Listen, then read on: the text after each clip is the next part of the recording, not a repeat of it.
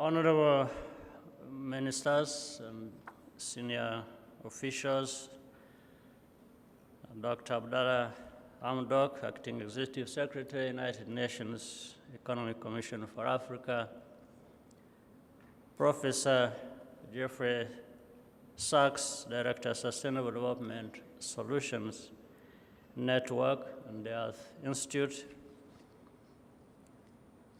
Mr. Hiroshi Keto, Senior Vice President, Japan International Cooperation Agency, Dr. Belay Begasho, Director General SDG Center for Africa, development partners, leaders here in the room of the education sector, distinguished ladies and gentlemen, good afternoon.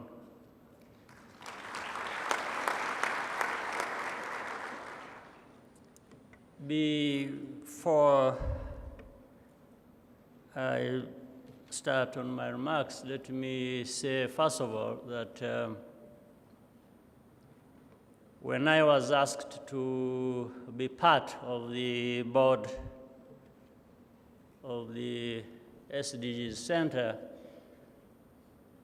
for which I was delighted to accept. Before that, I asked those who put the request to me that they consider, as they were suggesting to me to be the chair of the SDGs Board Center, to bring in a co-chair. And for the co-chair, I suggested that we get that person from the private sector, which was the same thing I did with when I was also asked to chair the Broadband Commission. But for this particular one, the reason was to emphasize the partnership between government and the private sector. But at the same time, coupled with that, I fully understand and support, as even has been suggested by the earlier speakers, that we must also have this triangular relationship and cooperation between the private sector, government, and the academic institutions. So when you have three working together, you have the highest chance to succeed in these endeavors. Therefore, I'm pleased to join you today, and let me once again welcome our guests to Rwanda and say that we are happy to host this vast expertise gathered here to discuss how Africa can build quality tertiary education and research.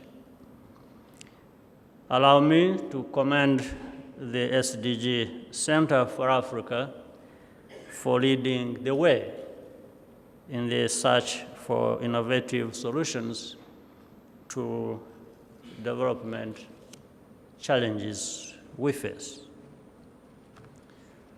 As we have heard, there has been much progress in the education sector in recent years, including through the catalyst that was the Millennium Development Goals. In particular, access to education has greatly improved.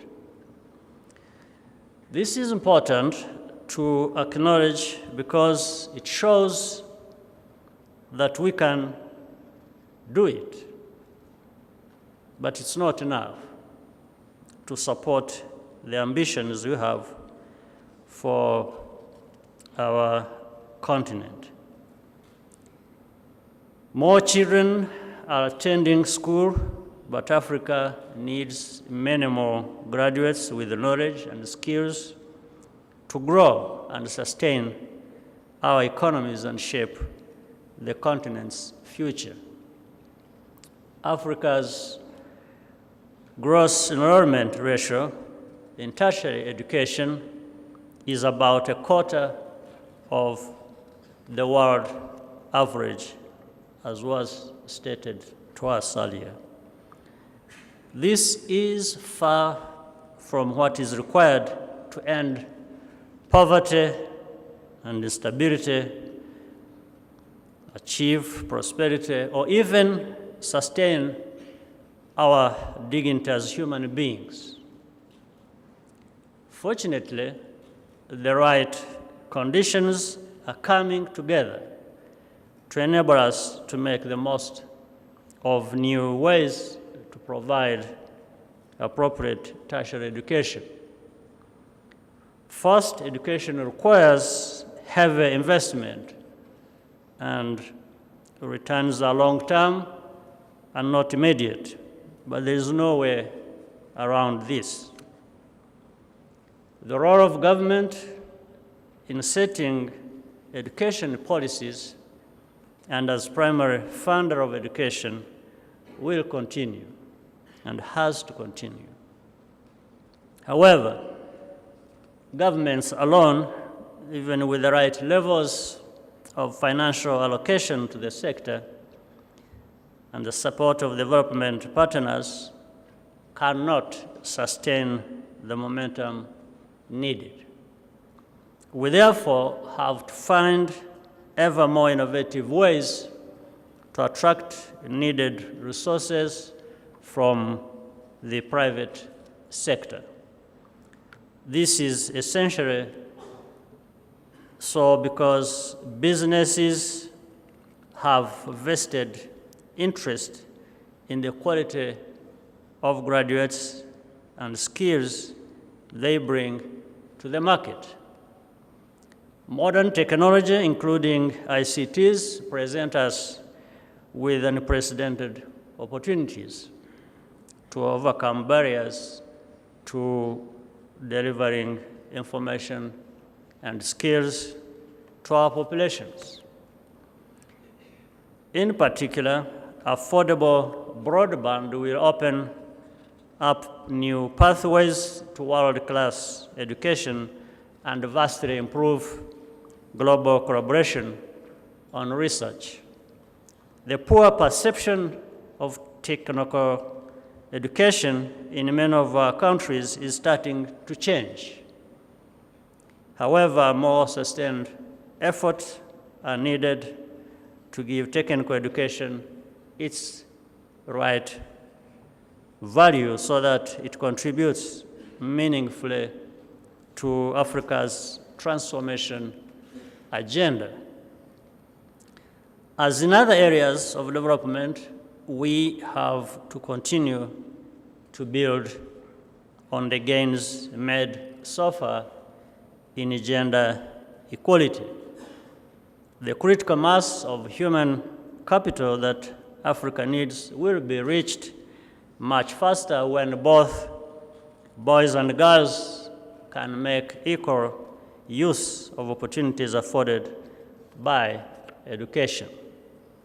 Finally, our prospects for succeeding depend greatly on continued efforts to strengthen accountable governance and build robust national systems that are required to leverage international goodwill, expertise, and resources. This will also enable us to take better advantage of the increased availability of non-concessional funding. Africa has worked hard to stimulate the demand for education and expand access. And young Africans are ready, capable, and willing to learn. So we must give them this opportunity. Our responsibility now is to work together to create the right conditions for delivering the 21st century education that everyone deserves, in order that we may all benefit from their talents. I wish to end here and thank you for your kind attention.